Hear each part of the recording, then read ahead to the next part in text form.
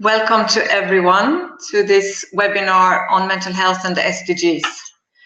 We are sorry to start with a little bit of delay. We had some technical issues, but now hopefully everything is in order and we are waiting for the people who registered to join. We have a bit over 100 registrations, so there will be good attendance and hopefully good discussions. I'm Maria Niemann, I'm the Director of Mental Health Europe, and I'm delighted to have you joining us for this webinar on the SDGs and mental health. Whilst waiting for some more people to join, I just wanted to remind you of some housekeeping rules.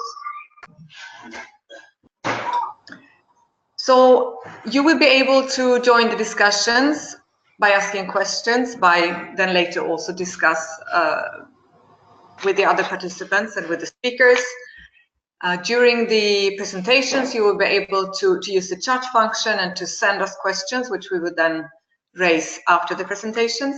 And then by the very end, there will be quite good time to discuss between yourselves and with the speakers. So we will be able also, if you want to intervene in person, we will also be able to switch on your mics if you raise your hands with that function. So hopefully there will be all the good opportunities to discuss and to have a really interactive webinar. This webinar is being recorded, so we will have it after the webinar. We will be able to put it on our website and we will also upload it on YouTube. So for all those who couldn't join in person, or if you want to spread it afterwards, which we hope you will do, then you are very welcome to do so. So as you possibly noticed, we had some technical issues in the beginning.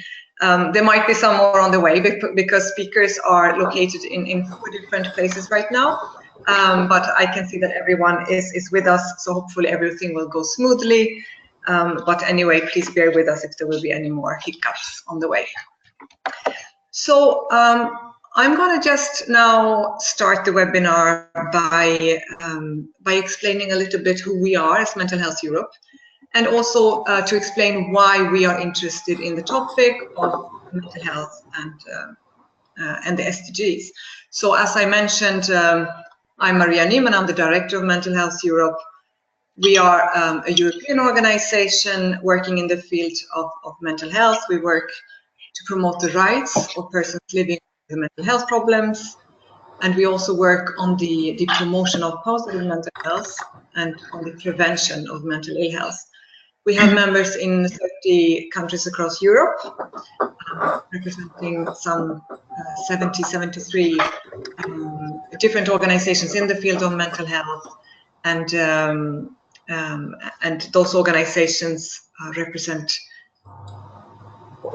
service providers of mental health services, advocacy organizations, users and ex-users of mental health services, family organizations, volunteers, professionals from various disciplines in the mental health field. We are an independent organization. In terms of our strategic priorities, which fit very well to today's topic, we are working always from a human rights-based and recovery approach to mental health.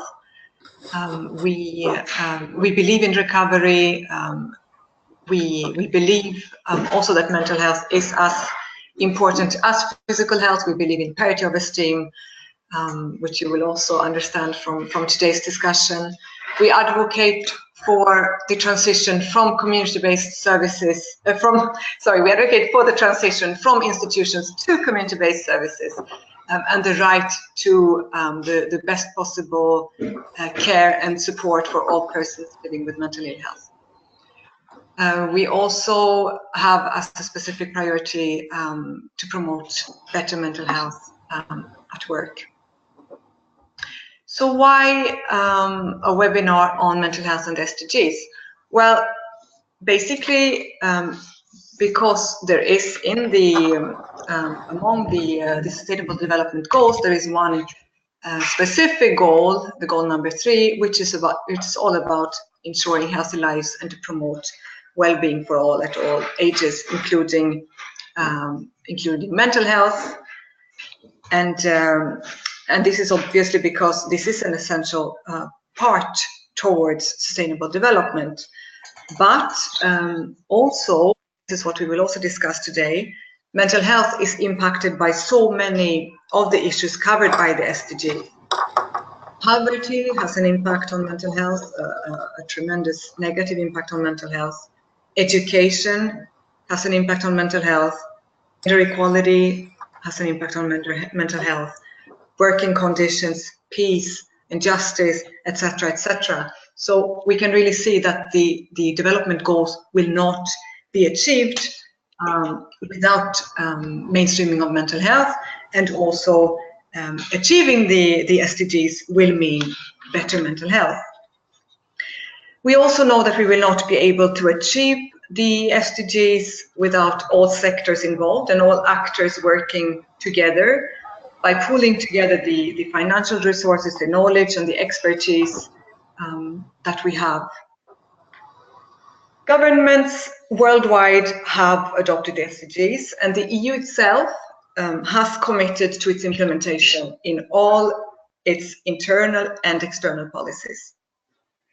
The SDGs were formally adopted in September 2015, so that's some 2.5 years from now, since now, by the UN General Assembly. And then the Sustainable Development, including the SDGs, so the agenda for 2030 was adopted at the Summit of Heads of States and Governments. So I will now introduce to you the first speaker of this webinar, who is Nicole Votruba, who is representing here FundaMentalSDGs, which is an initiative aiming to support mental health and the Sustainable Development Goals relating to mental health, and also working to develop the indicators on SDGs, in the SDGs. So I think she will present to us a little bit the path up to the adoption of the SDGs. So how did she work, how did they work through the initiative to promote the inclusion of mental health, and how can mental health be promoted now by the implementation of the SDGs. So I'm very pleased now to hand over to Nicole Votruba.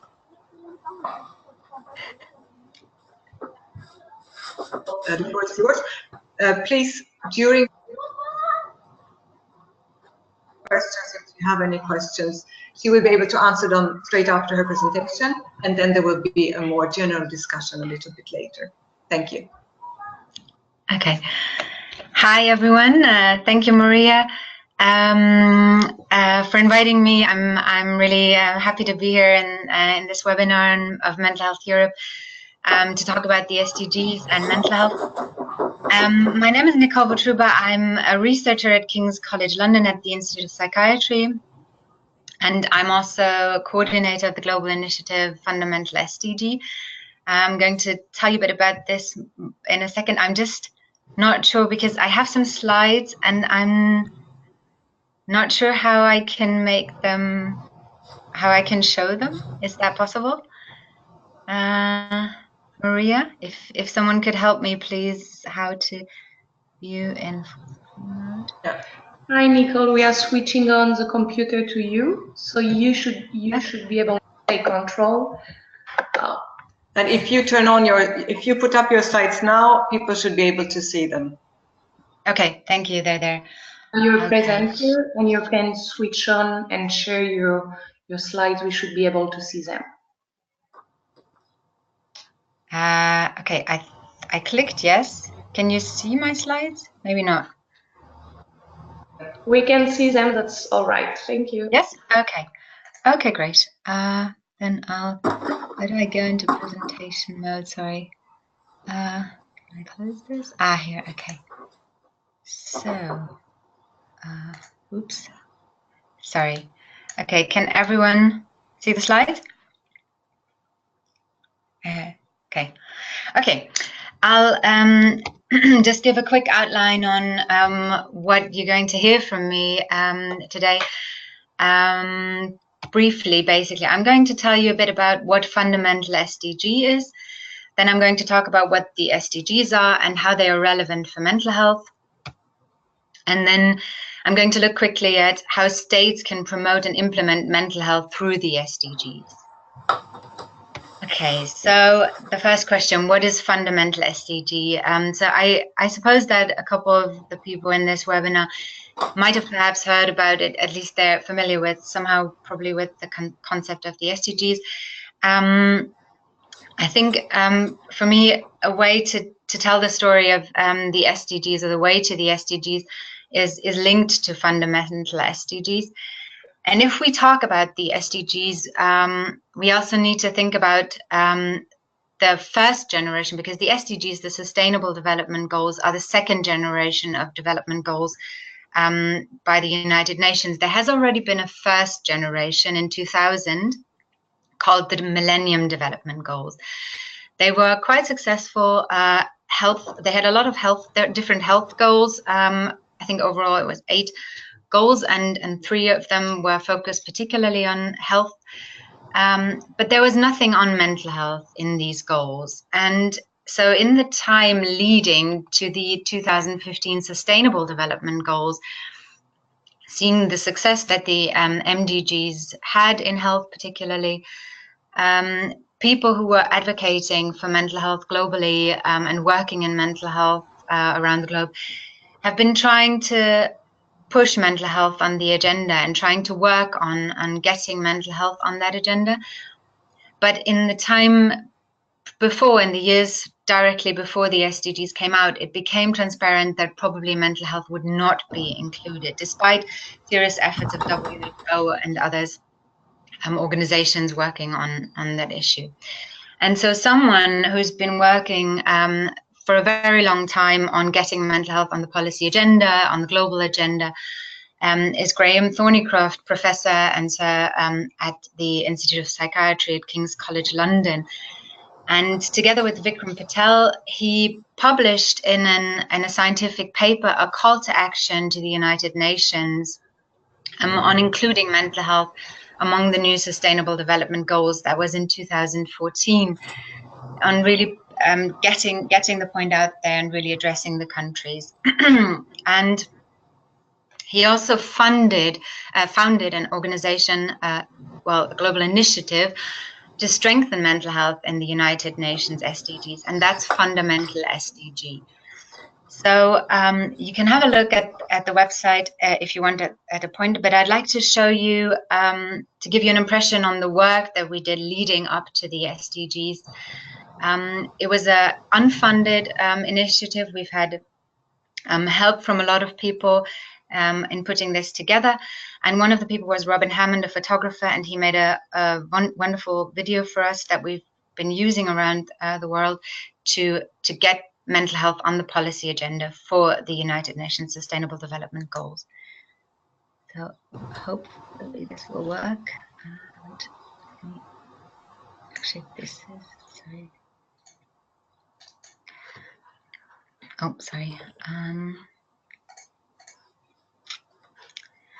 Okay. Oh, no.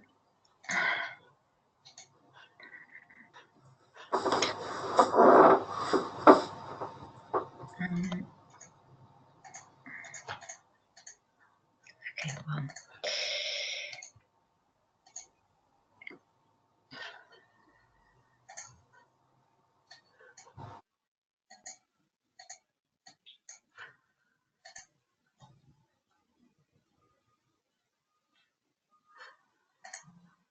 Sorry.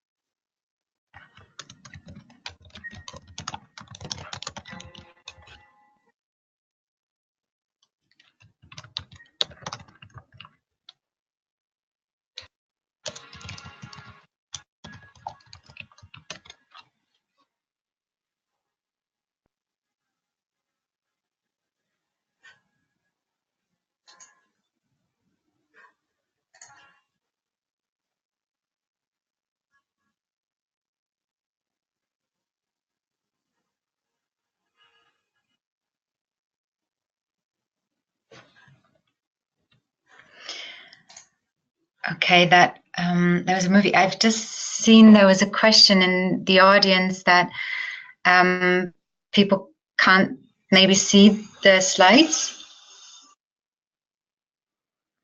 Oh, sorry.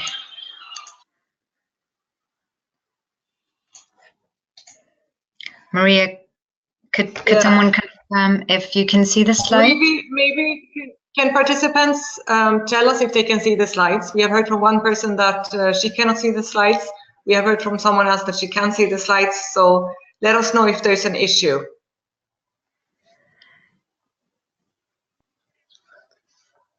Yeah, okay. So it seems that people can't see it. There might be just some issue at some place. But Nicole, please go ahead. Okay. And did was the video? Could you see that also? I think yeah. Okay. I'll just continue then. And sorry about the person who doesn't see the slides. I'm happy to send them afterwards anyway. Okay. So what happened with this video and with the messages? With FundaMentalSDG, we had a steering group of 26 people who were supporting our aim, and we were basically together working around the globe to push mental health, to get it out, and we got in very short time support of over 70 organizations, some of which you see on this slide, who've been supporting our cause and pushing the issue as well. And we managed through our advocacy efforts that were aligned with WHO and with, well, not technically with WHO, but with basically we worked with their guidelines and everything, and we try to put it together with other players, also collaborate with other players on global health and global mental health, and we pushed the agenda. And we managed to get eventually support of a couple of countries also who were supporting our aim, and it was, of course, very helpful that also some key people from within the international system were speaking out at some point for mental health and to strengthen and to get mental health on the agenda. One of them was Kofi Annan, as you can see here, who spoke out in 2014, particularly for depression. So there was a strong push from many sides to get mental health on the SDG agenda. And when we look then at where did we come, what are the SDGs that we came up, or that the United Nations came up with, and where is mental health placed there? This is, you might have seen that before. These are the 17 goals, 17 Sustainable Development Goals. And the structure of the SDGs is basically it's 17 goals that break down into 169 targets, which are supported by 232 indicators. And where did mental health end up in the SDGs? Mental health is strengthened and stressed in the preamble of the SDGs as a development priority. It's mentioned twice, and it's also included within the goal 3, that's the health goal, particularly in 2 targets on prevention, treatment, and promotion of mental health. And there's a target on substance abuse. And you can also see it as part of universal health coverage. And it's not explicitly mentioned, but we understand mental health is part of universal health in any case. But mental health goes beyond that goal. It really cross-cuts throughout the SDGs. So there's a number of different goals that are affected, and as Maria has said already in the introduction, these cross-links between education, for example, or poverty, economic growth, and the impact that mental health or mental disorders have, and vice versa, economic stability can have on mental health or good education. They're strong, and this is really existing. These crosscuts are existing within the SDGs. What are the challenges that the SDGs present for mental health? Well, there is no single mental health goal, despite the efforts that many players have put in, and FundaMentalSDG, it's only 2 targets really that stress mental health, and there are some indicators, but there's a risk of recommitment from the side of the states, also because they can choose which indicators states want to implement from those SDGs. There's no indicator to include people with severe mental disorders. That's despite our efforts. Fundamental SDGs and others have been trying to get an indicator to include and to stress the needs of people with severe mental disorders. Unfortunately, at this stage, we're not there yet. And these cross links that I've just mentioned within the SDGs are not clearly highlighted there. There are words particularly on disabilities, but they risk to be overseen and ignored just simply to the nature of the SDGs. So how can state, despite that, promote and implement mental health through the SDGs? There's a main tool that countries can use and that they're provided with, and they are the indicators. The indicators help to implement, but also to measure the SDG progress. And they help to encourage people to reach these goals and to aim really for impact. The indicators for mental health are related to the SDG 3, the health goal, as we've seen, and they're particularly to the 2 targets. So there's the 1 target on premature mortality, and there's a clear indicator on suicide mortality rate to reduce mortality through suicide. And there's another target on prevention of substance abuse. And there we have 2 indicators really. That's a coverage of treatment interventions for substance abuse should be increased. And also there's an indicator on the harmful use of alcohol. So the challenges for countries, of course, are implementing the SDGs, aligning them, mainstreaming them with their own national agendas. And these are considerable challenges for many countries and also organizations working in the field in aligning these national indicators. The integration, the operationalization, measurement of the indicators, evaluation, and also reporting can present challenges. And many countries are therefore putting in place initiatives to advance the implementation, but there's also guidelines and recommendations and best practices that the United Nations system have put out there, particularly the United Nations Division for Sustainable Development. There's a high-level political forum that's doing work and supporting that, and there's even a platform for partnerships for the SDGs, which is quite helpful. And just to give you a quick idea of what is there, so there's, for example, a kind of toolkit with purpose and guidance documents at unsdg.org. There's a toolkit where countries can have a look how to tailor the SDGs to their national or even local contexts. There are documents on mainstreaming the 2030 agenda and referencing guide for UN country teams. For example, there are guidelines to support reporting, country reporting of the SDGs. There are handbooks for the preparation of national reviews. So there's a lot of documents if countries and organizations want to have a look and see how they can go about really implementing that. And why should they do that? What's the motivation for them? Well, many countries can see a great incentive also in the funding and investment potential that lies in the SDGs. So if we look at this graph here, what we can see in some research that has been done by Charlton and colleagues recently in 2017, it's a comparison of major health-focused categories receiving development assistance worldwide. And it starts, so it displays on this graph here, starting from 1995, going up to 2015, comparing the focus or the categories that were receiving development assistance. And if we look at the graph, I'm sorry for the people who can't see the slides now, but you will see when they're sent around. You can see that the category that receives the highest or that has had a very big increase in funding from development assistance is HIV, particularly in maternal health. If we look at mental health, it's on the very bottom. So while HIV in 2015 has received roughly 11 billion, coming from 612 million in 1995, up to 11 billion of funding. Mental health is part of the NCD funding area anyway, and it's very low. So it's around 1% of development assistance.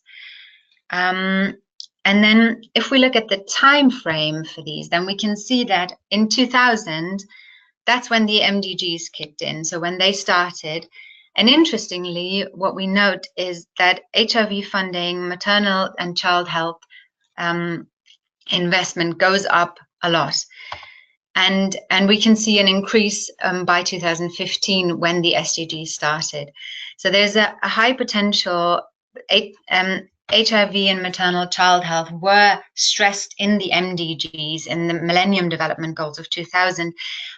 And the potential that is there for the SDGs to really push health issues is there, and that can be a great interest for countries really to point out why they want to target mental health and why they want to include it, and potentially funders on the global level will be interested and will increase funding, or could increase funding.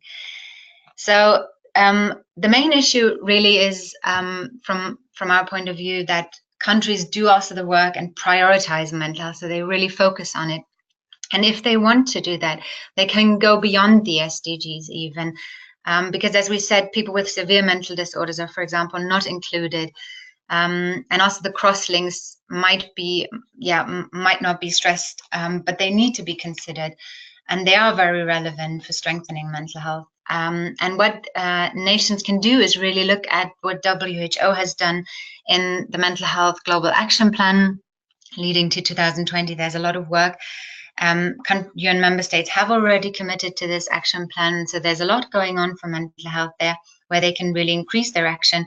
There's also health indicators, global health indicators that are strong on mental health where countries can take inspiration and lead from.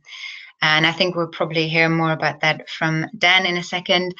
And so I'd like to wrap up with that and say that there is, there is high potential in the SDGs and countries can do something. There's guidance out there. So yeah, hopefully mental health will be strong through the SDGs. And yeah, that's everything for me. If you'd like to contact me, there's my details. And I'm happy to have any questions if there are from anyone.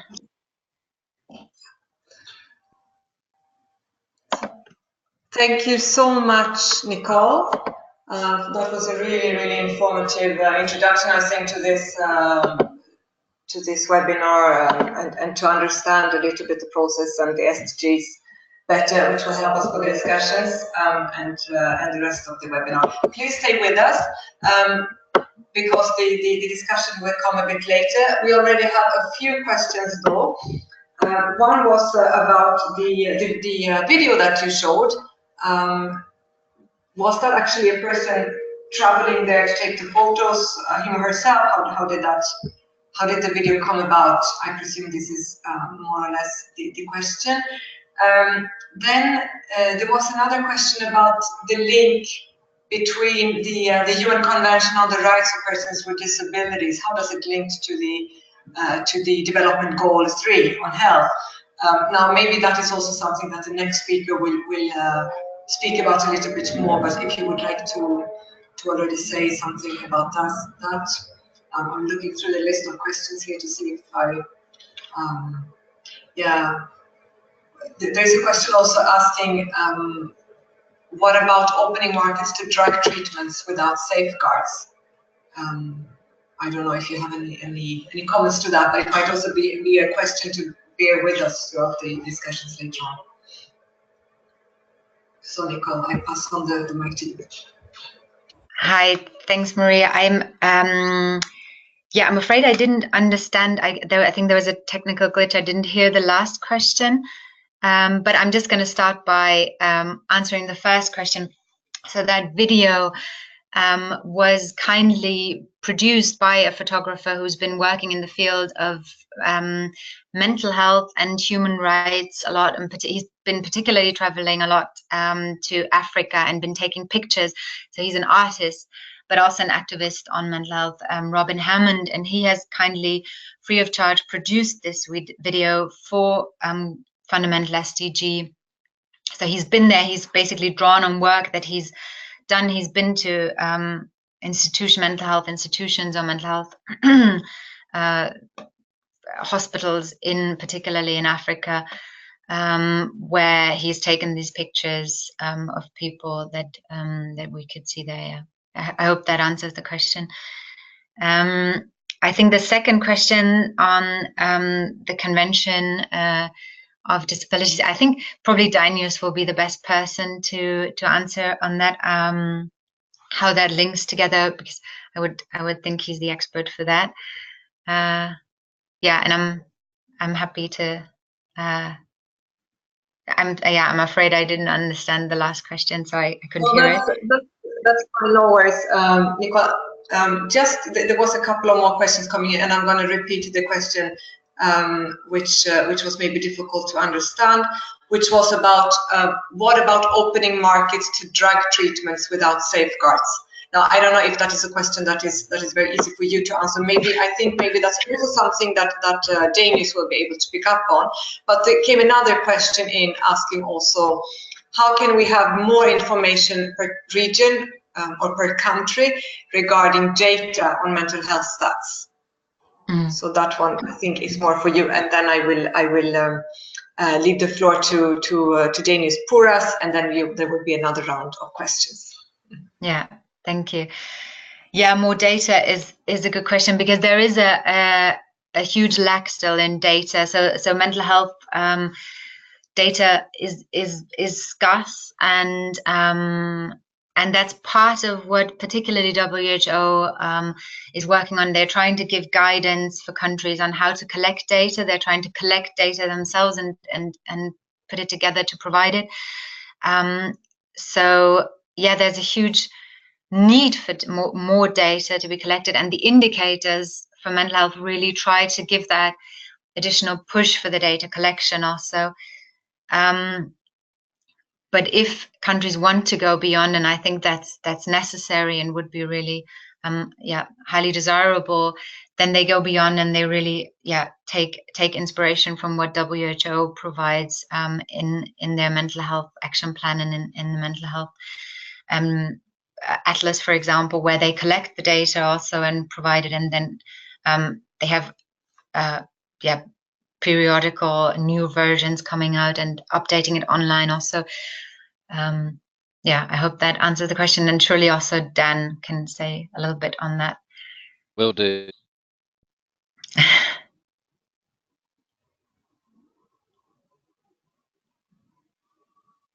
Thank you so much, Nicole. Please stay with us for the rest of the discussions. I'm now really pleased to hand over the floor to Dainius Pūras, who is the UN Special Rapporteur on the right of everyone to the enjoyment of the highest attainable standard of physical and mental health. And I think that Dainius will be looking a bit more on the human rights perspective. I think here we will be able to also hear a little bit more maybe about the link between the SDGs and the UN Convention on the Rights of Persons with Disabilities. So he will present also his perspectives following the report that he has done on the health perspective of the SDGs, and his address also to the UN General Assembly in 2016 on the SDGs. So thank you so much for joining us, Dainius, and the floor is yours. Hello, can you hear me? Can you hear me? Yes, we can hear you. We can hear you. Okay. Thank you for this opportunity to be part of this very important webinar. Can you see my slides? Yes, we can see your slides. Thank you. Okay. So first, very briefly about my mandate for those who know less. I belong to Special Procedures Mechanism of United Nations, which means that we are a group of independent experts, special rapporteurs. We are appointed by UN, but we are not independent even from UN. We are not. We do not have job contract, and we inform UN and member states about challenges and opportunities, how to better proceed within our mandates. So my mandate is right to physical and mental health, quite a broad one, probably one of the broadest. And my predecessors, Paul Hunt and Anand Grover, they developed very good analytical framework on right to health. I'm following it, but I'm also contributing with my background. I am, differently from my predecessors, I'm not a lawyer, I'm a medical doctor by background, and I use more policy approach when I raise health-related issues.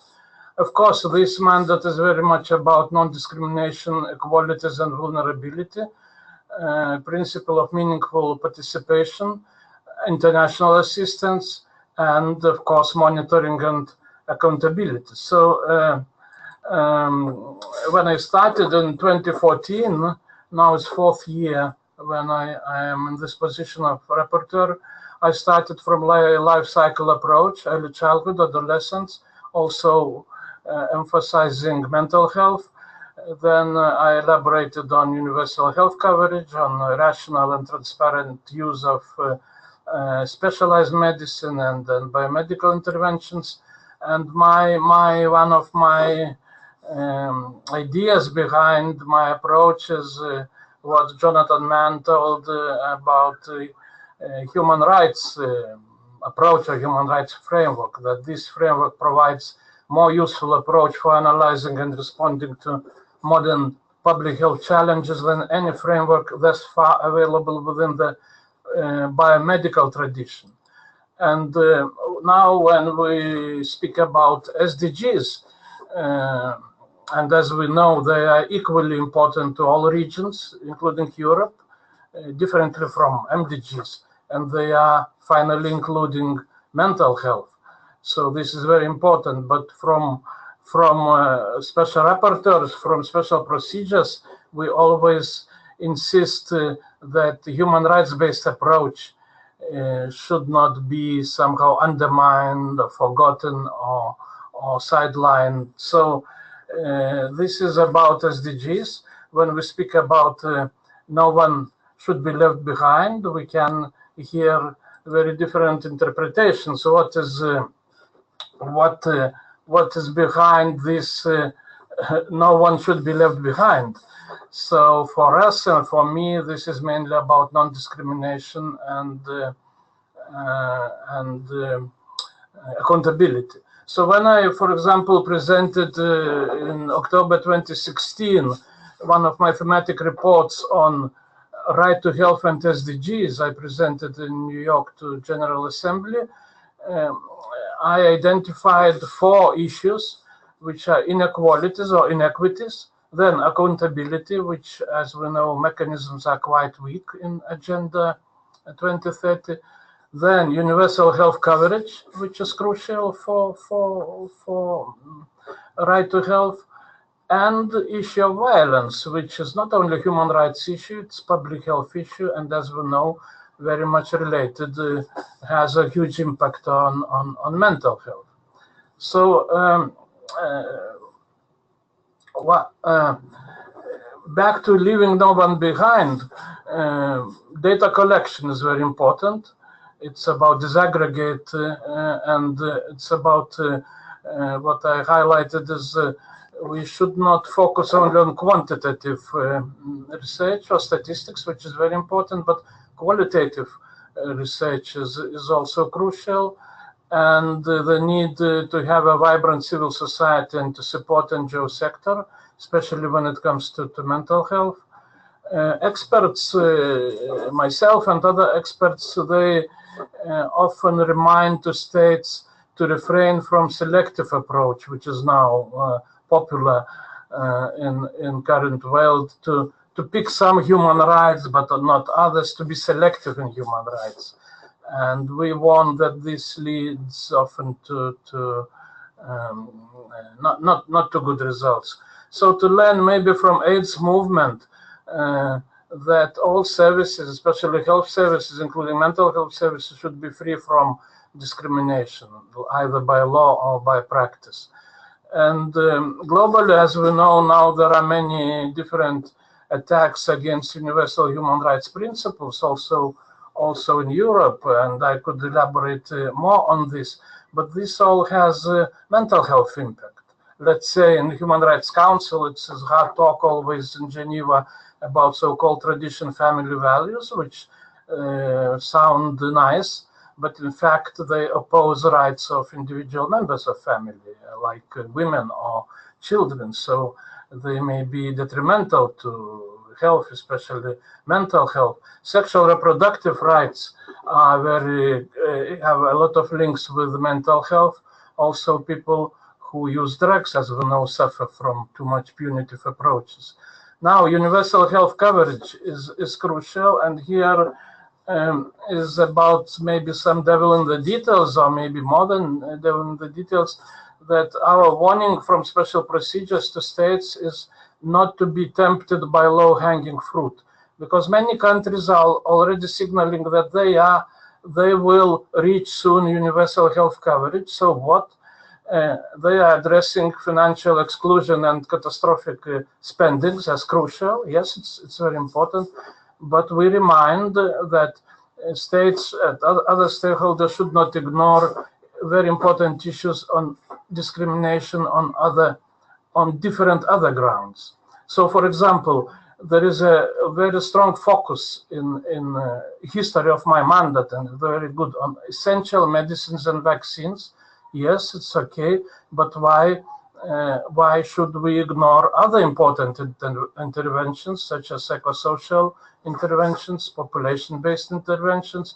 They are also essential interventions, especially for mental health, or sexual reproductive health, very important, palliative care, mental health. These are all should be part of universal health coverage, and I think we need to keep repeating this many times. Now, mental health. I agree with everything what was told by Nicole, and happy to cooperate with the global movement to mental health. But from Geneva, let's say, but to maybe it sounds simplified, but this part of UN, which is in New York, is more highlighting development, while Geneva is for reminding about human rights-based approach all the time.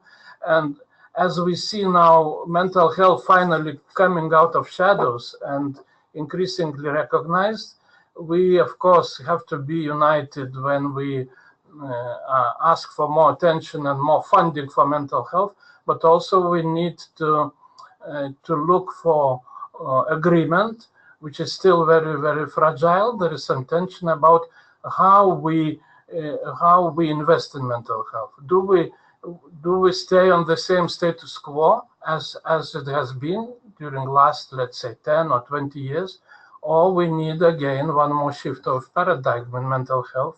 So I am tending also with my report from last year to urge for a shift of paradigm, because this status quo produced an acceptable situation with violations of human rights of persons who use or who need mental health services. Is this just because of lack of resources? No, because one of paradox we have is that European region, which as we understand is probably the richest or one of the richest regions, has the largest number of people living in institutions. So do we want to bring to other continents this legacy that there will be more psychiatric hospitals, more long-term care institutions? Okay, they maybe do not have them, luckily, so many as Eastern Europe, but there is very hard talk about keeping the same status quo may not bring good solutions. And this is all about human rights, about informed consent, about Convention of the Rights of Persons with Disabilities. And there is now a very interesting dynamic process of attempts from different stakeholders and experts to try to find, let's say, compromise or consensus on how to move ahead. One thing, on many things we all agree. For example, to promote mental health of everyone, this is about non-violent relationships everywhere, non-discriminatory, non-violent environments in all settings: family, school, workplace, community, healthcare services, society at large. So if so, what about mental health services? Do we want to abandon legacy of coercion in mental health services. This is hard talk starts here because it is about, let's say, exceptions which are allowed by the law in all countries. The problem is that all exceptions to override human rights, they used to turn into the rule very often, and then we have this epidemics of human rights violations. So in my report from last year to Human Rights Council, I added with some provocative messages that okay, it's, let's say, global burden of disorders, but I should highlight global burden of obstacles also, such as dominance of biomedical model, which is not wrong, biomedical model, but if it is overused, it can lead to detrimental effects. Huge power asymmetries. So far, psychiatry did not follow the rest of medicine, that there is a partnership between service providers and service users, and then biased use of knowledge and evidence. This is this fear from some experts that if we now move to closing treatment gap in, let's say, developing world, does it mean mainly psychotropic medications, or does it mean some psychosocial interventions? If psychosocial interventions, what kind of psychosocial interventions are they? Should they be more culturally appropriate, for example? So this is a very interesting situation, and in my report I provided some recommendations how to move to what I call rights-based mental health services which could reduce, let's say, substantially the use of coercion. Maybe in the long run, the aim could be to eliminate fully non-consensual measures, but my position was in the report that we need at least measure, monitor, and convince stakeholders to move to substantial reduction to coercion and to human rights violations. WHO Quality Rights Initiative is a very, very good tool in this regard, and I recommend it very much. So maybe to conclude, human rights imperative is crucial. History of mental health care, of psychiatry is full of very sad, pages where good intentions were leading to bad outcomes, lobotomy and so on. So we need to learn lessons. Then to address it is in childhood and adolescence, very promising research about infancy, and this could be better used to prevent over-medicalization, for example, of human diversity, of disability. Yes, CRPD is urging to move from medical model to social model. This is not against medicine. This is just reminding that medicine should be used properly and in good dosage and not overused. And then mainstream mental health and discontinue investments in segregated psychiatric institutions. Some people were critical that as if I recommend to close now all institutions. Of course, this would be a disaster. No, I recommend to discontinue further investments and building, for example, new segregated institutions in developing world, which sometimes happens with international assistance. Then prioritize culturally appropriate psychosocial interventions, replicate good practices that provide non-coercive services. There are many, I will not list them, but they are not in the mainstream. They are like exceptions from mainstream of psychiatric services. And address imbalances and biased knowledge in medical education and research. So to conclude, I am optimistic, and I think that it is good momentum with SDGs, Agenda 2030, and mental health finally being out of shadows, and member states are in good position to advance with realization of the right to physical and finally mental health, and to strengthen healthcare systems in the framework of Agenda 2030. But to achieve this we will continue reminding from special procedures universal human rights principle enshrined 70 years ago in Universal Human Rights Declaration and UN conventions need to be fully implemented also in mental health care. And here this hard talk. We feel that sometimes human rights-based approach is not fully embraced by different stakeholders. So states in partnership with civil society should advance with mental health and human rights, keeping in mind that human rights-based approach and modern public health approach are the most effective vaccines. I use this metaphor or parallel in reaching health, including efficient and tolerant societies. So thank you.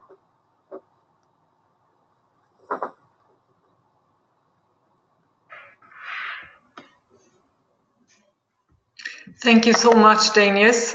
That really brought in a human rights perspective also to the discussion. So that was really very valuable. We also got a few questions in relation to this. And I know that you will have to leave us in a moment. No, and that I you can can stay. I can stay. You're staying. Okay, excellent. Well then, no problems at all. So I'm just going to ask you then a first round of questions, but it's great to hear that we will have you until the end of the webinar. Well, there were a couple of questions. One of them was, how can we support you in your mandate?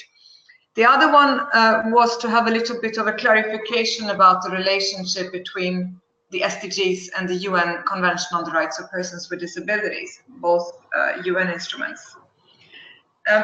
There was also a question on your thoughts. I think that question also goes to Nicole, about your thoughts on using indicators as the SDG indicators to measure human rights of persons with mental health issues.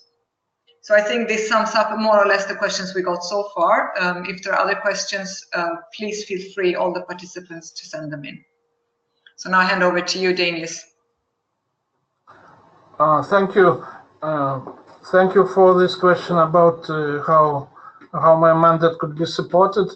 Now, after my report on mental health last June, I'm looking for, let's say, champions.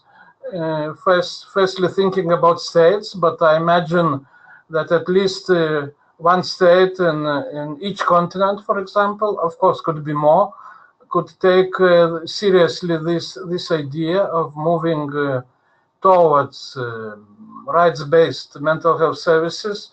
But for this, coalition is needed, let's say government and NGOs and professional groups. There is no secret that professional group of psychiatry is the strongest and most powerful player in this scene, mental health scene.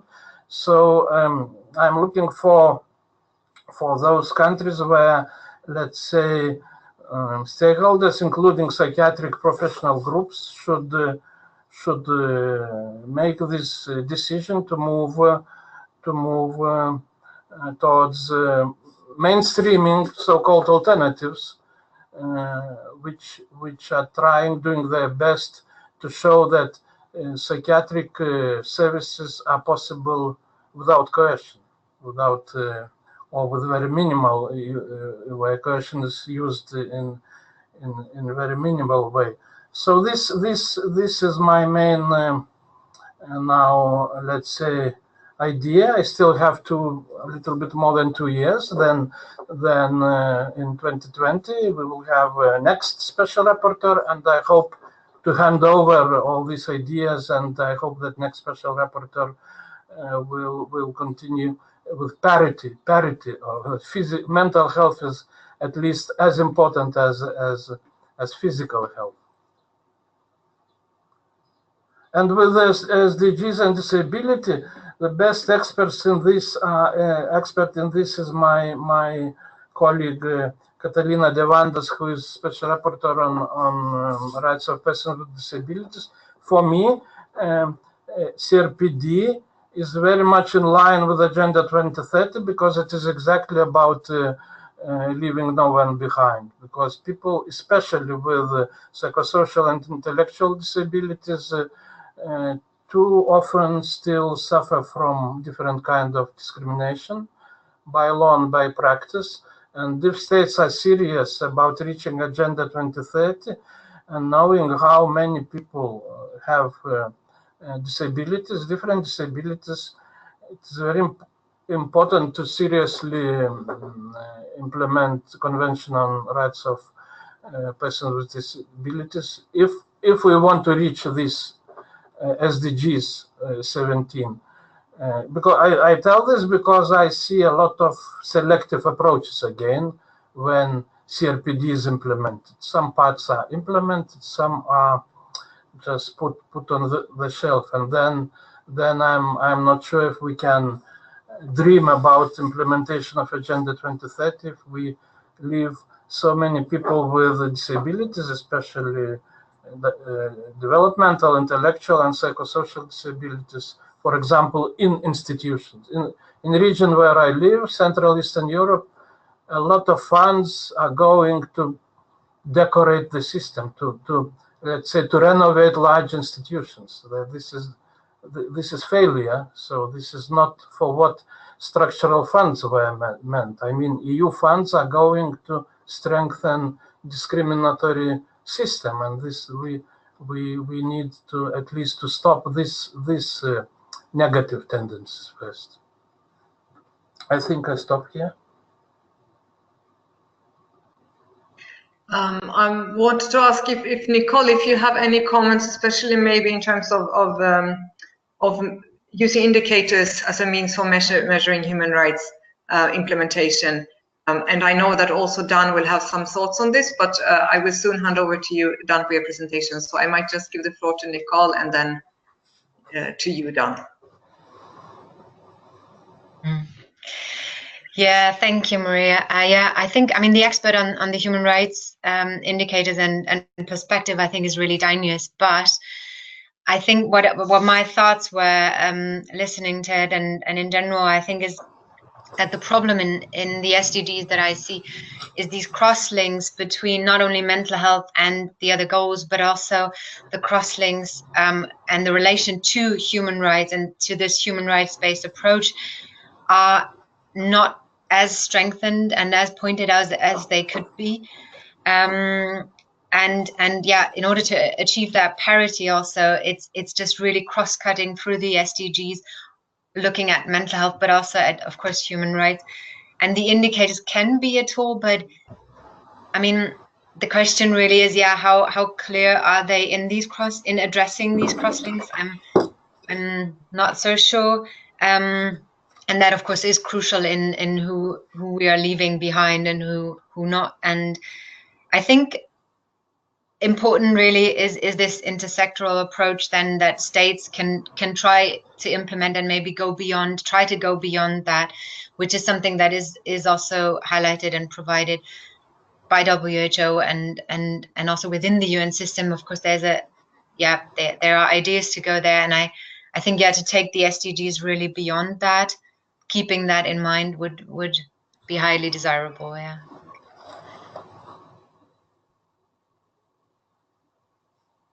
Thank you, Nicole.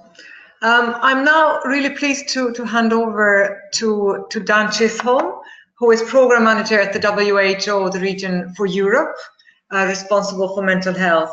And I know that you recently produced a fact sheet on the SDGs and mental health, and I think you will also be able to help us discussing a little bit the role of the states in implementing the SDGs, and also say some words on data and indicators. So thank you so much for joining us, Dan.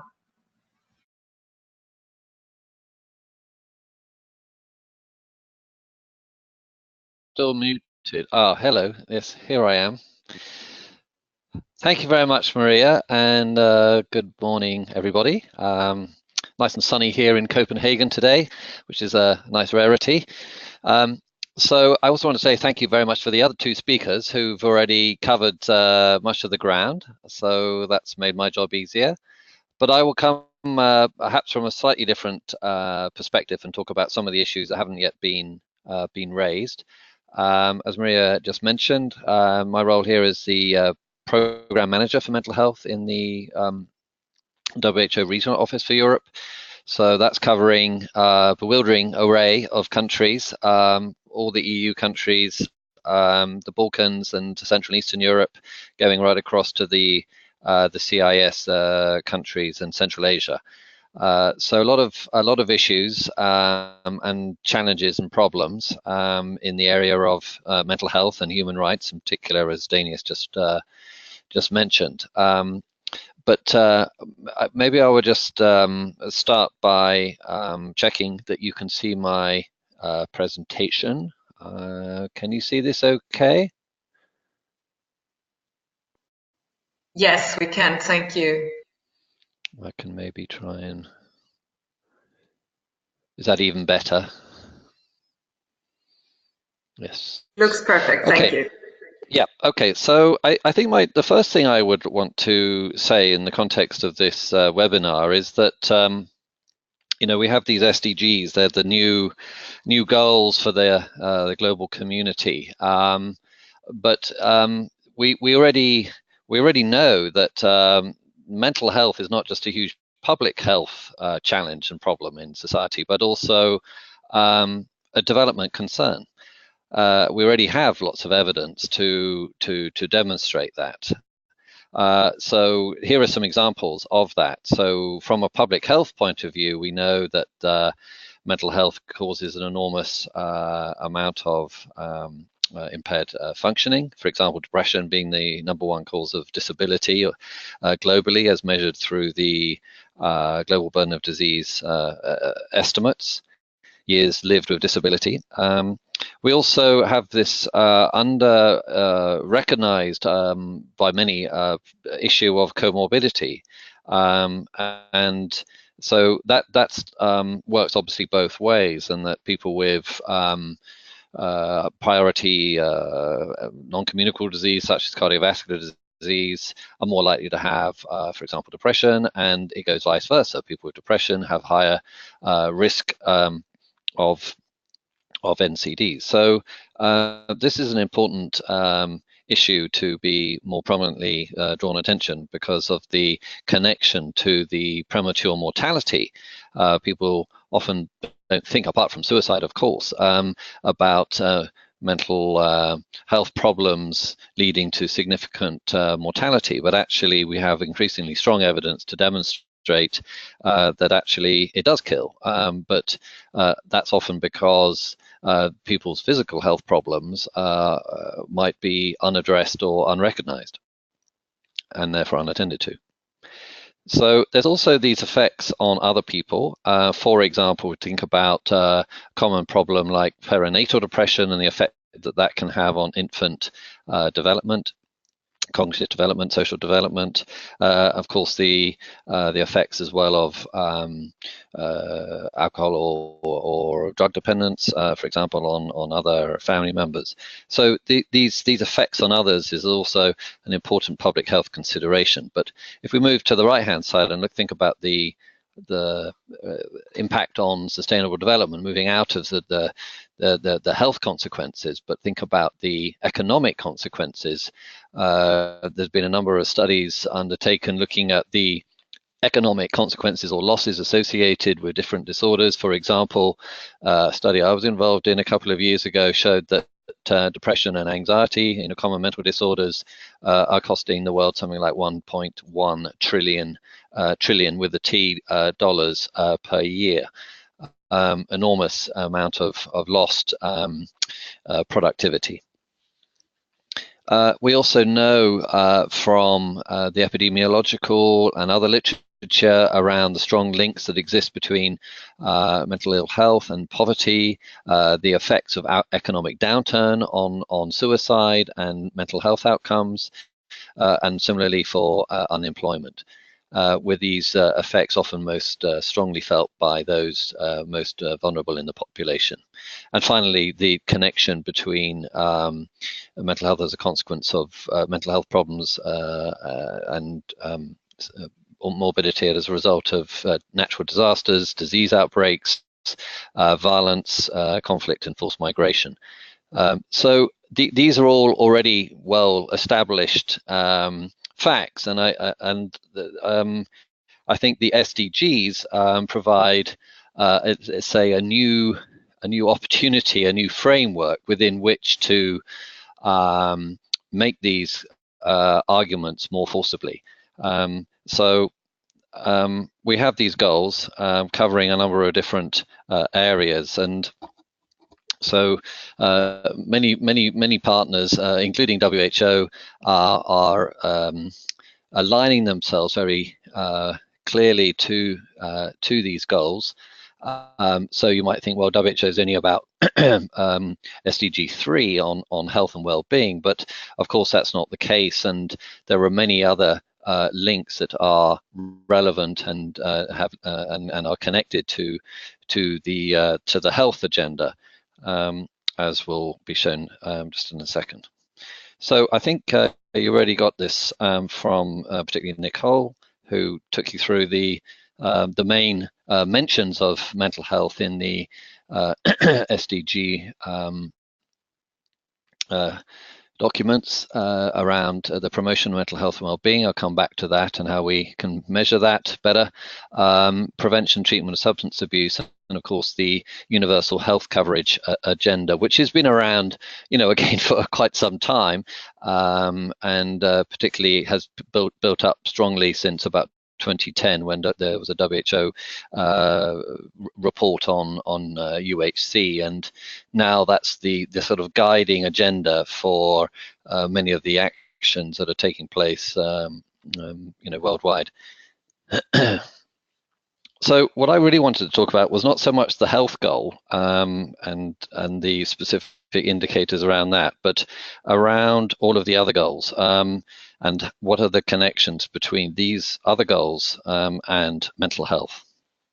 And for this, I want to use a recently published paper by Crick Lund and others, who did a systematic review of reviews in around the topic of social determinants of mental disorders and SDGs, published in Lancet Psychiatry.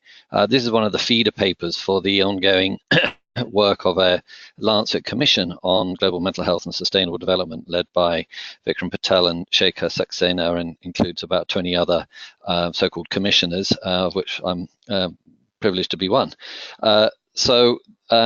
Some of these background papers feeding into the Commission's work include this one, and it looks like a kind of foghorn, doesn't it? But I want to take you through this and show some of these connections. As you can, starting on the right here, you can see this is the kind of meant to be the life goals approach being adopted here. And you can see as you spray out, you move from more proximal factors such as someone's age or ethnicity, or the issue of, for example, financial strain on households or unemployment. And then you move out further to more so-called distal factors, which can have an effect on mental health. So we've got that kind of axis, the proximal and the more distal factors. And then when we're reviewing all of this, and identified around 5 separate domains which we could review and report around. So one was was demographic, so including things like age, and also the issues around, for example, population density, and is there any evidence around the effect of that for mental health outcomes? Then there's the whole area of the economic domain around economic recession and the effects, well-known established relationship with unemployment, but also more broadly, issues around, for example, macroeconomic policy and the effect that can have, as well as economic inequalities in society.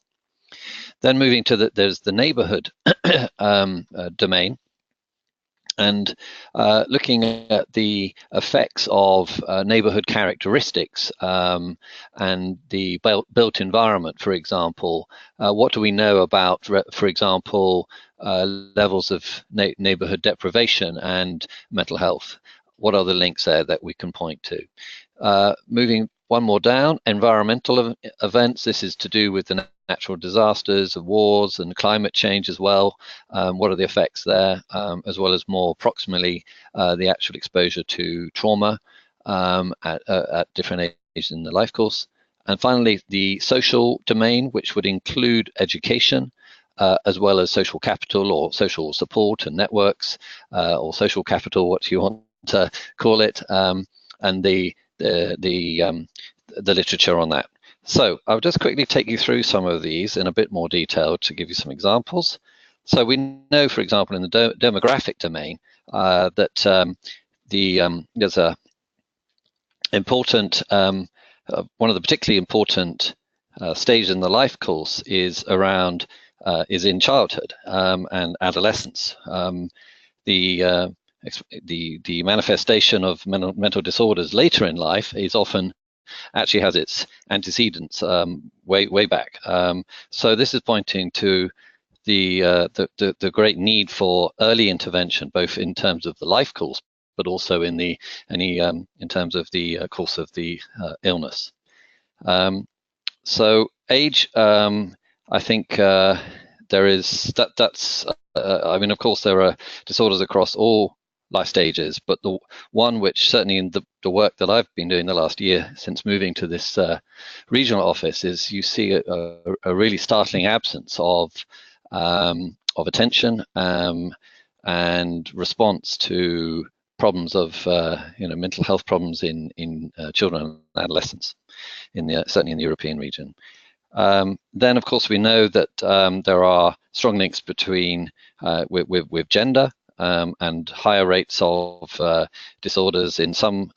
For example, there's about 1.5 times greater prevalence of common mental disorders like depression amongst females, whereas for males there's a higher rate of suicide, certainly again in some regions of the world. And higher rates of, for example, substance abuse. So this is well known to you all, I'm sure. Moving to the social domain, this covers, as I've mentioned, the issue of education as well as the sort of social support and capital.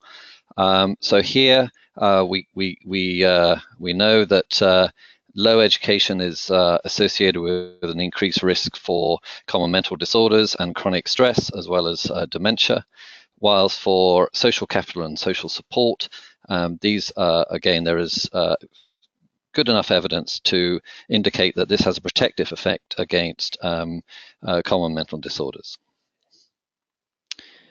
Economic domain covers, as I said, a number of different issues around not just income and debt, for example, is a very well-established, has an established effect, but also employment, I think is, you all know, is strongly linked. But let's look at, for example, I'm going to look at this income inequality, and that's maybe something which has been less well researched or addressed. So here the literature is not entirely clear, but what I've suggested here, based on the work of Kricklund and others in the recent paper, is that for individual level data, the picture is quite clear that inequality is associated with worse mental health for people in lower socioeconomic positions.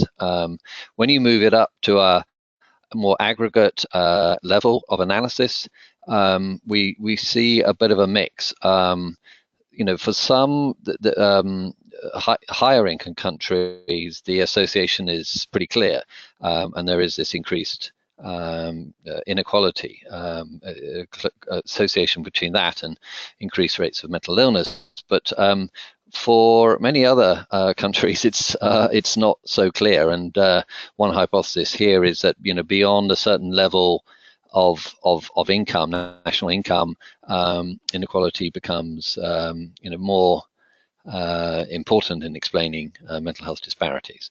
So this is still an area of research need, I would say, but it's an example, I think, of the kind of new questions that the SDGs pose. And if we want to be able to further address or let's say, advocate for mental health in the context of SDGs or Sustainable Development Agenda, we need to be able to understand better these links.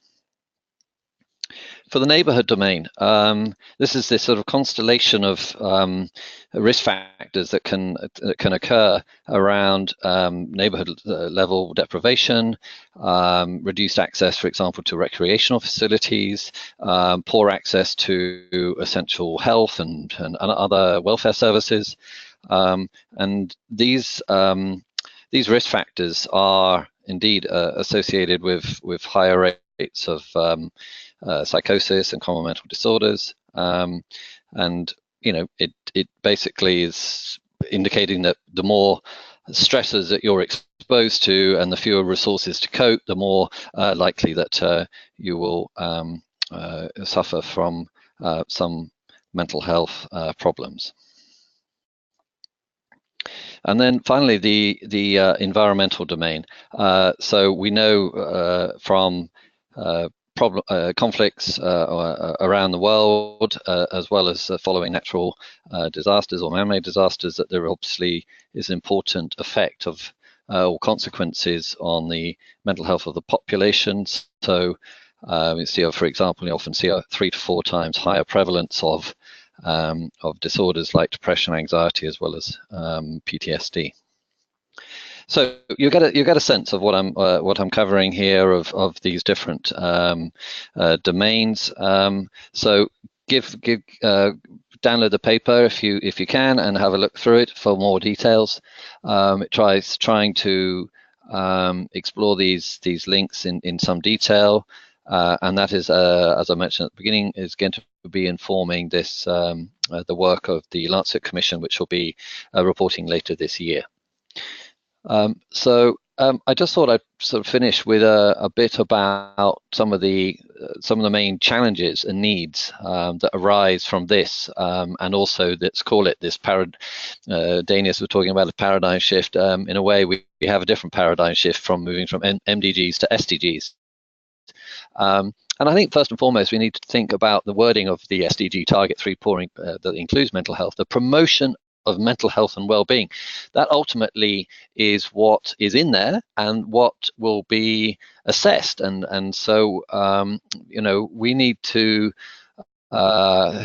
really think still hard about how we're going to do a good job of demonstrating that the promotion of mental health and well-being has indeed been addressed and enhanced and appropriately measured. And there are still I think some considerable challenges in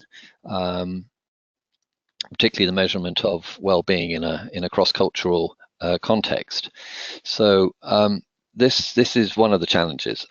Another one is the UHC, universal health coverage, and this has 2 essential dimensions: the service coverage and the financial coverage. So the service coverage, you'd think, well, we must be able to find out how many people with, for example, severe mental disorders like psychosis or bipolar disorder are in contact with treatment. Not a bit of it. No, we really, really struggle to get information on that from countries. One of the main problems being that information systems are actually just recording numbers of people coming in through the door. It's the total number of visits rather than the total number of persons with a particular disorder who have been seen in a period of time like a year. So this is a huge measurement challenge which we're trying to address. We've been trying to collect this information through, for example, the Mental Health Atlas of WHO, but it's not really giving us sufficiently strong evidence. So we need to rethink the strategy there, because this is another critical need in terms of information to be able to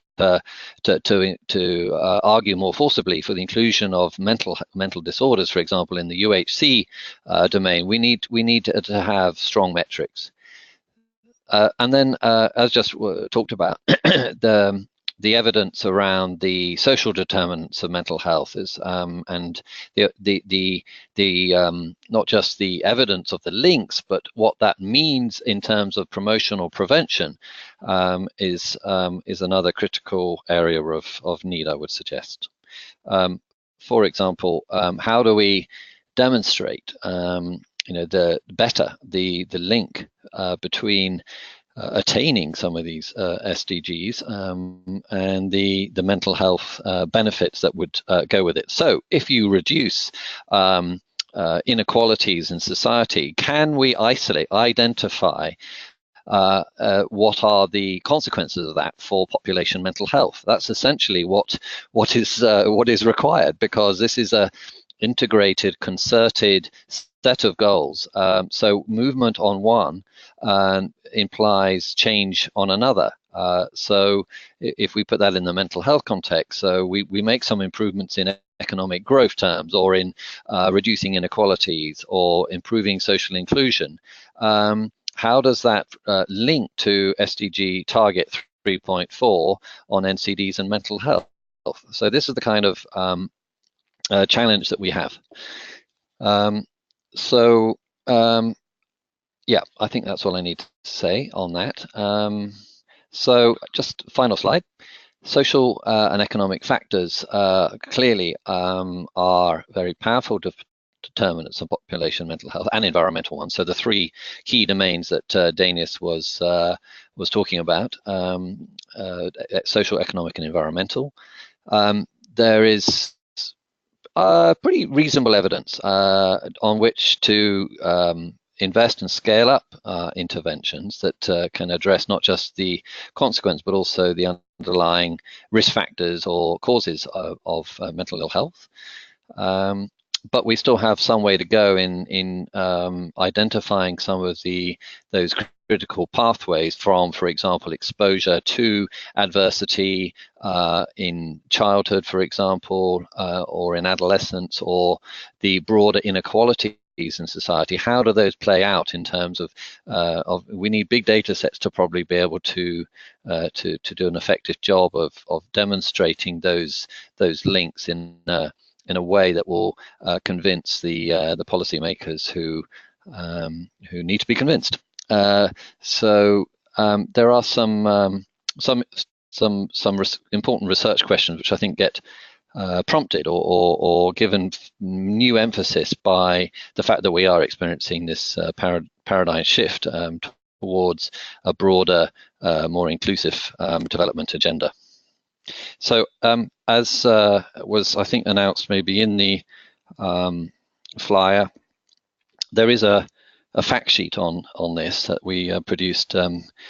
Actually, there's a new version coming out very soon. There is the website where you can find a bit more information on these kind of links that I've been talking about. So back to you, Maria.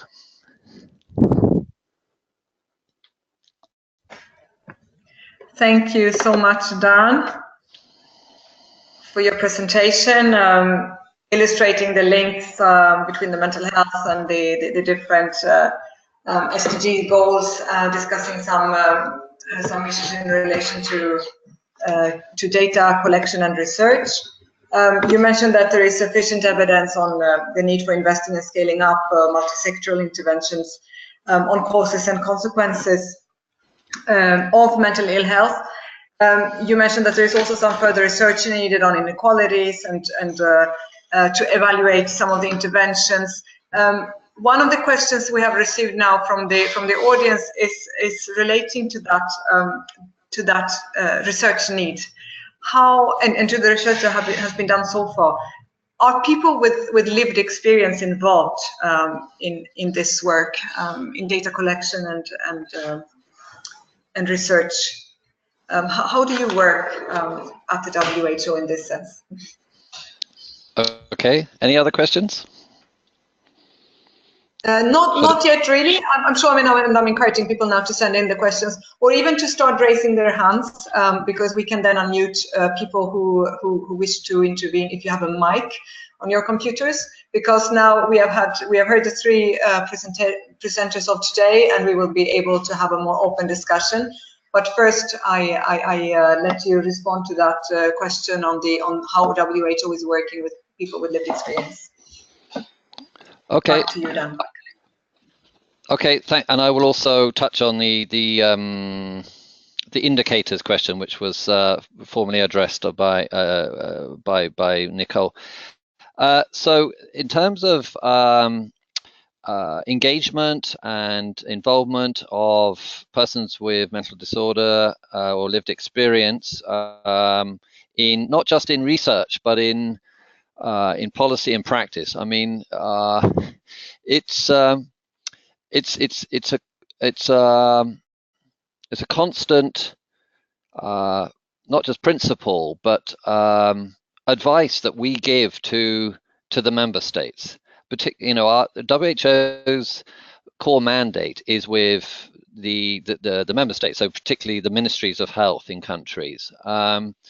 And in many countries, certainly that I've been visiting recently, sometimes the Ministry of Health more resembles a Ministry of Medicine, rather than addressing some of the broader public health needs, particularly around promotion and prevention.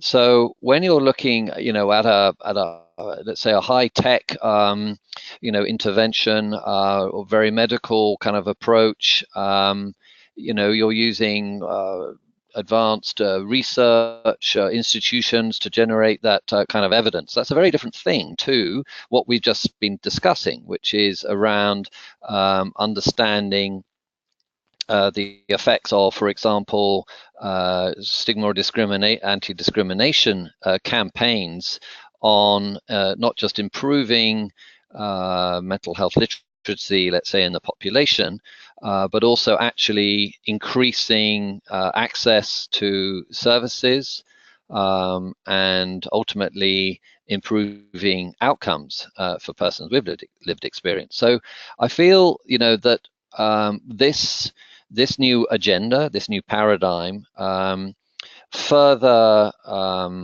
emphasizes the need for that involvement and engagement in research, sure, on these more social determinants, aspects of the continuum, but also in policy and practice. That's almost more important in a way from our perspective, that so often that voice is missing, and we argue for it to be included. When we hold meetings, we invite people like yourselves to come and be represented, and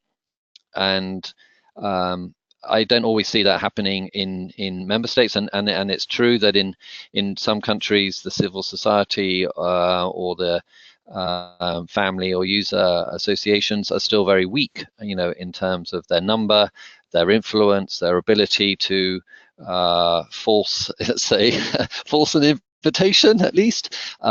So I think this is still a big challenge. But I feel that that what Dainius is talking about, a human rights approach, and the kind of reports that he's writing provide a very powerful means of arguing for greater involvement and being able to refer to these. Provides important extra information. So on the topic of information around the indicators, so on human rights, yes, I mean, we do ask countries about the extent to which their policies and legislation is in line with human rights, and we have a kind of checklist which identifies whether, for example, persons with lived experience are involved in the policy of the country, whether it's community orientated, etc., etc. A number of it gets self-rated by countries. And the verification is there in the form of something called Mind Bank, which colleagues in Geneva have built up over the last few years, which actually contains a huge amount of information, documentary evidence on the policies and laws in countries across the world. So it's possible to kind of cross-check or validate whether assessed levels of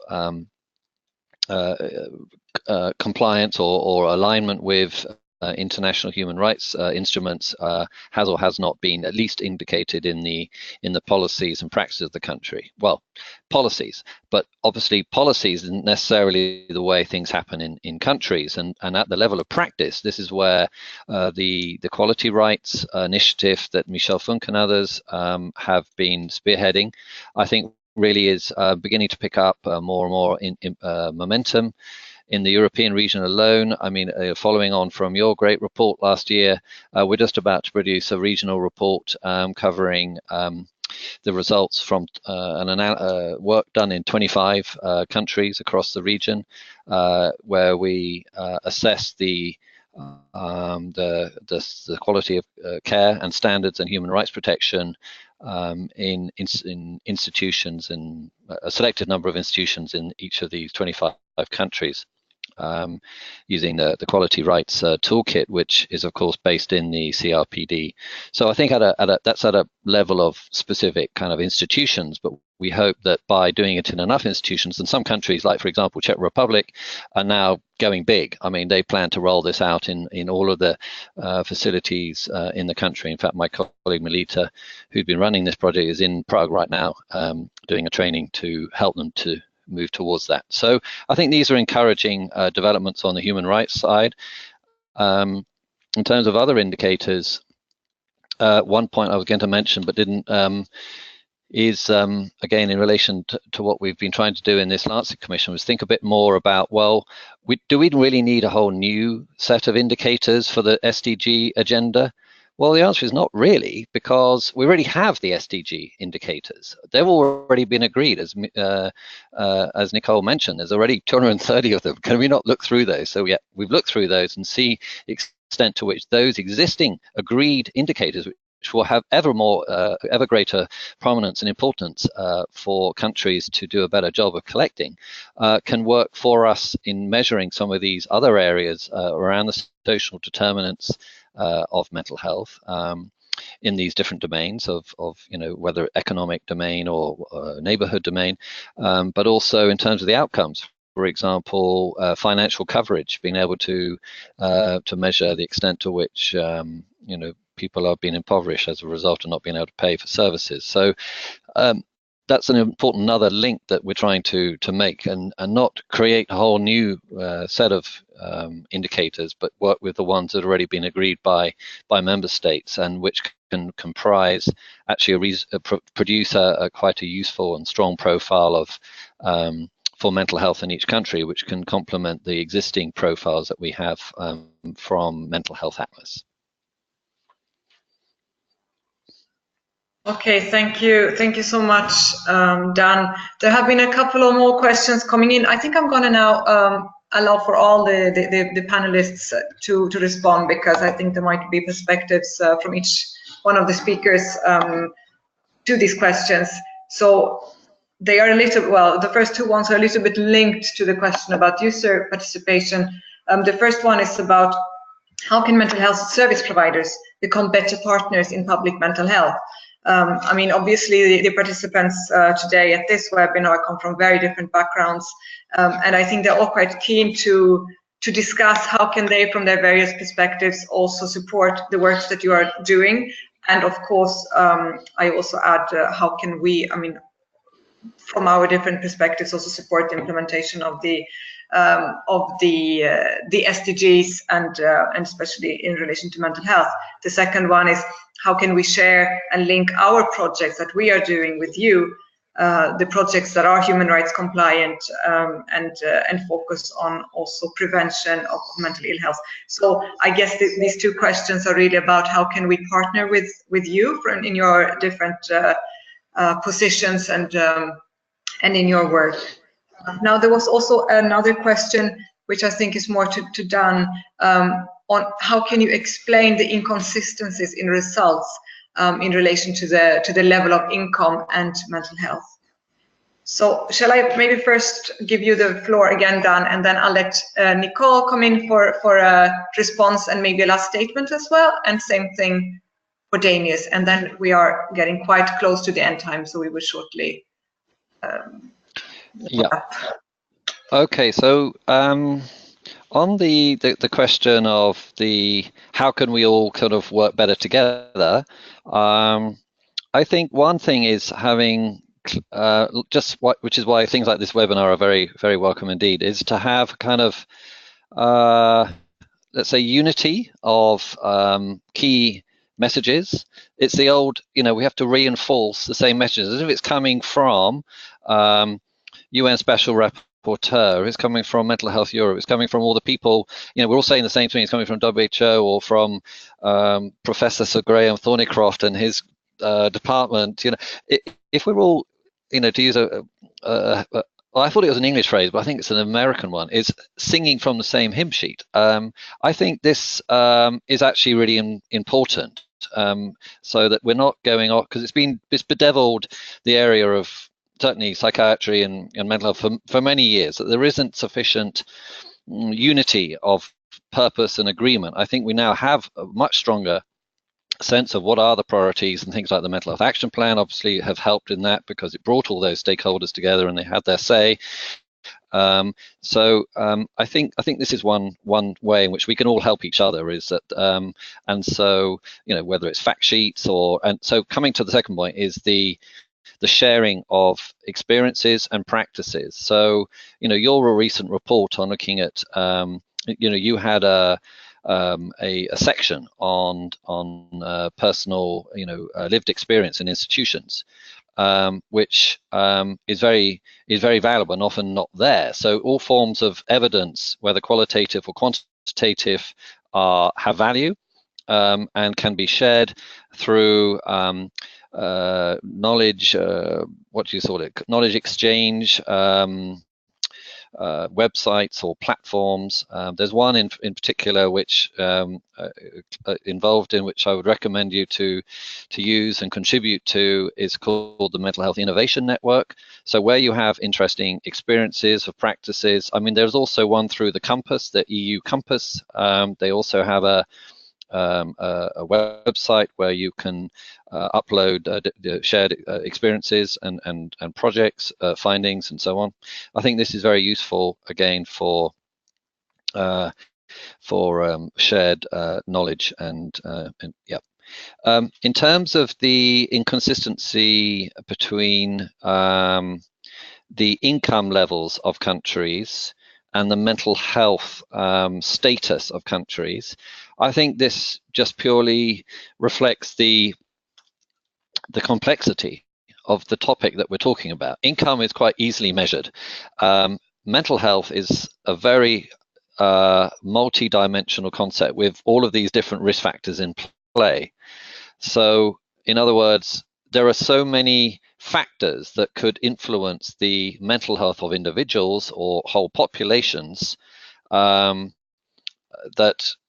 it's bound to be very differential and can't simply be explained by a measure or a variable in scientific terms like income. Income will only predict or so much of the variance that you will find in the mental health experience in different populations in the world. So, we need a much more complex model that will explain the different factors in play. And we're not there yet. I mean, we don't have a clear or parsimonious model that can explain not only the mental health of status of populations, but the actual performance of mental health services and systems. We haven't reached that level of maturity yet, because I think of the inherent complexity of the topic we're talking about. But it's been great fun to be participating in this. Thanks a lot for organizing, and let's do another one soon. Thank you so much, Dan, and thanks to you. Nicole, do you have any reactions to these questions, and possibly maybe a last statement before we are closing? Yeah, thank you, Maria. Yeah, I think the question that was relating to how to get service users involved, right, and how they can support it. And I think, yeah, I fully agree with everything that Dan said about that one voice that would be needed to have that policy impact, really, and to get that's something that mental health is really struggling with, in having impact, and particularly because service users people who are affected by mental disorders are often not the people who can really stand up for their human rights and for their rights in relation to their mental illness. And that's a really debilitating factor. And also, these people often are disempowered by the stigma that is attached to that. So work to really address that stigma and to empower people with who are service users, and not only to get them on the table to talk to them, but really to have campaigns, I think, are crucial to reduce the stigma that prevails in countries worldwide to a very high level, and that can really impact or has impact on the potential that mental health can have. I think it's crucial to get more of service users involved, and also, yeah, maybe that self-stigma to address that and to get them on the table, to get people together, addressing these cross-links really that Dan has really excellently also pointed out, and the human rights perspective, and to have parity, really, to address the parity and achieve parity of health, physical and mental health. And I think, yeah, that can be help, and to work together, to have collaborations that are initiated partly by the UN also, and by WHO, by organizations like yours, like bringing us together in this webinar is great. But yeah, I think there's a lot more to do and to come, hopefully, in the future. Thank you so much, Nicole, and thanks for your participation as well. Dainius, do you have any last remarks, reactions to the questions, statement? To tell that we should continue working together. I have my mandate allows me to see the global picture, which is different, of course, but not so bad as sometimes we start to think. Actually, rates of violence, for example, are decreasing globally. Just probably in TV we see more violence which is happening, but globally during last decades the world became less violent, and I think this was a very good contribution to good mental health also, especially for women, of children. And so this is one of my preoccupations, to continue repeating that it's about mental health of everyone, and that, as WHO always says, that good mental health is not just absence of mental disorder. It's about mental health of everyone, and we should convince all stakeholders to go forward to non-violent, respectful and trustful relationships between people, between organizations, and so on. And the other thing is this situation with mental health policies and services. And again, I see progress, and I see space for further progress, and to use Agenda 2030, of course. So mental health finally is out of shadows. This is a very good thing. Now we have to use this momentum to invest more, but also to invest with better quality, and not to forget human rights again. Thank you so much, Dainius. Thanks to everyone, especially, of course, our panelists, Dan, Nicole, and Dainius. It was really a pleasure to have you with us, and I hope that it was a really informative and enlightening webinar for everyone who participated. So thanks to the participants. Thanks also for your patience with the small technical issues we had, especially in the beginning. I still think it's fantastic to be able to organize this kind of webinars where people can join from throughout the world, and speakers from different countries being able to gather around this important topic. SDGs, we have seen that they are a new opportunity for promoting mental health, to put it higher on the agenda of governments worldwide, and of all the actors. We have heard that there is no sustainable development without mental health, and that mental health must be mainstreamed in implementing the SDGs. Implementing them will require the commitment of everyone, So thanks to all, there was very good interest in this webinar. It also requires consistency in messaging. We heard, I think that's an important point to bring with us, and I hope we will be able to continue to work together on this during the process of implementing the SDGs, hopefully reaching the targets. So thanks to everyone, and hopefully this webinar increased your understanding of and your commitment to implementing the SDGs. So on behalf of Mental Health Europe, thank you so much to everyone. Bye-bye from Brussels.